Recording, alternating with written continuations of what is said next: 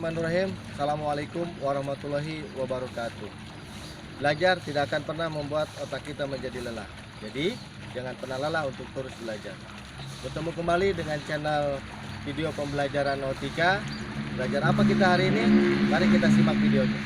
Hari ini kita akan belajar mata pelajaran biologi perikanan dan materi yang akan kita pelajari adalah tentang habitat ikan.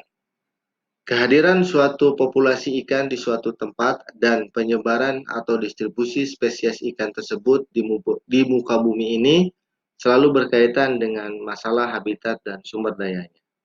Keberhasilan populasi tersebut untuk dapat hidup dan bertahan pada habitat tertentu tidak terlepas dengan adanya penyesuaian atau adaptasi yang dimiliki anggota populasi tersebut. Bila kita membicarakan tentang habitat akuatik, yang dimaksud keadaan di mana air merupakan faktor luar atau faktor eksternal, sekaligus merupakan medium internal. Perairan merupakan habitat bagi ikan dalam proses pembentukan struktur tubuh ikan, proses pernapasannya, cara pergerakannya, memperoleh makanan, reproduksi, dan lain sebagainya.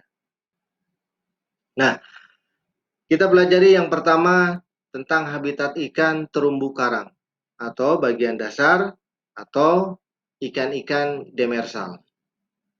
Untuk menemukannya, kita perlu mengetahui habitat dari masing-masing kelompok ikan yang akan kita amati. Apakah itu di pasir, di karang, di bawah karang, lamun, batu, permukaan, atau dasar. Dan cara hidup mereka, apakah dia soliter, selalu sendiri, berpasangan, bergerombol. Nah, yang terpenting pula dicatat, ialah periode aktif mencari makan dari ikan-ikan tersebut. Apabila kita mengetahuinya, maka kita akan mudah menentukan waktu yang tepat untuk pengamatan, di mana ikan-ikan itu sedang keluar dari persembunyiannya untuk mencari makanan. Ini contohnya ikan-ikan yang di terumbu karang atau ikan-ikan demersal. Ya. Berbagai zona dari terumbu karang yang selalu dijadikan habitat bagi ikan-ikan karang yaitu yang pertama bagian dasar atau bagian dasar terumbu atau off-reef floor yang umumnya berpasir dan mendukung untuk pertumbuhan rumput laut. Zona ini merupakan area untuk mencari makanan yang penting bagi ikan-ikan tersebut. Kemudian yang kedua di bagian lereng terumbu atau reef drop-off.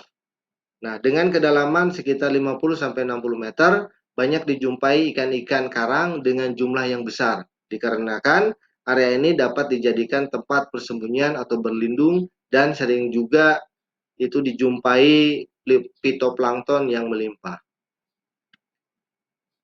Yang ketiga, dataran terumbu atau reef face. Zona ini kaya akan habitat untuk ikan dan vertebrata lainnya. Nah, kelimpahan invertebrata dan alga epifit menyebabkan tersedianya sumber makanan bagi ikan. Dan yang keempat, permukaan atau puncak karang atau reef surface. Nah, juga kaya akan habitat untuk kehidupan ikan. Namun, ikan-ikan tersebut harus tahan terhadap hempasan gelombang. Nah, daerah yang kelima atau yang terakhir adalah terumbu bawah atau reef flat. Terdiri dari potongan koral yang tersebar di dasar. Merupakan area untuk kehidupan ikan yang sering kali dijumpai dalam jumlah yang tinggi.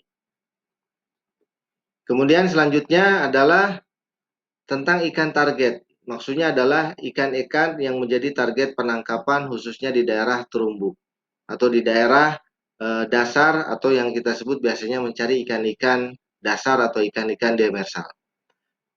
Ikan yang merupakan target untuk penangkapan atau lebih dikenal juga dengan ikan ekonomis penting. Ekonomis penting berarti harganya mahal dan bisa banyak dijual. Kemudian atau ikan konsumsi seperti kelompok Serranidae, Lucanidae, Kyphosidae, Lechinidae, Acanthurinidae, Mulidae, Siganidae, Labridae, dan kelompok Haemulidae. Yang pertama kelompok Serranidae. itu biasanya contohnya yang paling banyak dicari adalah ikan kerapu ya, karena harganya yang paling mahal. Itu biasanya cara hidupnya itu soliter atau jarang ditemukan berpasangan. Biasanya itu sendiri-sendiri. Kemudian biasanya bersembunyi di gua-gua atau di bawah karang. Ukuran panjang tubuh itu sampai dengan 2 meter dan berat bisa sampai dengan 200 kg. Tergolong karnivora, yaitu memakan ikan, udang, dan kelompok krustasea. Ukuran yang kecil biasanya warnanya terang, merah, orange, kuning, dan biru. Hidup pada daerah tubir dari terumbu karang dan jauh dari pantai atau mempunyai kadar garam yang tinggi. Dia selalu bermain di atas dan di sela-sela karang. Ini contohnya ikan kerapu. Kemudian yang kedua adalah kelompok lucindae. Itu biasanya kita banyak menangkap ikan kakap yang paling favorit untuk yang kelompok lucindae atau lucanidae. Nah, dia biasanya ditemukan di perairan dangkal sampai laut dalam.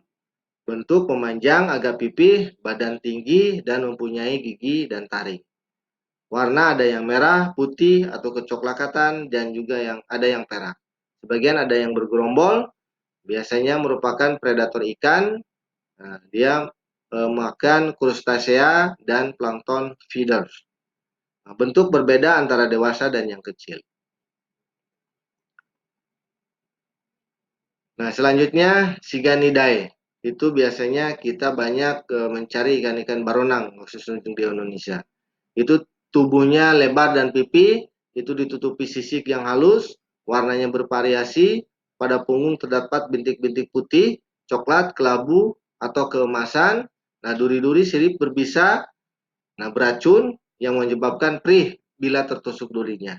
Ukurannya berkisar antara 30 sampai 45 cm. Dan makanannya umumnya adalah rumput laut dan alga. Ya, ini contoh ikan-ikan barona. Demikian untuk pertemuan kita tentang habitat ikan, terutama khususnya untuk habitat di terumbu karang. Terima kasih sudah menonton videonya. Semoga bermanfaat dan dapat membantu dalam pembelajaran kalian. Ingat, jaga selalu kesehatan diri kalian dan juga keluarga.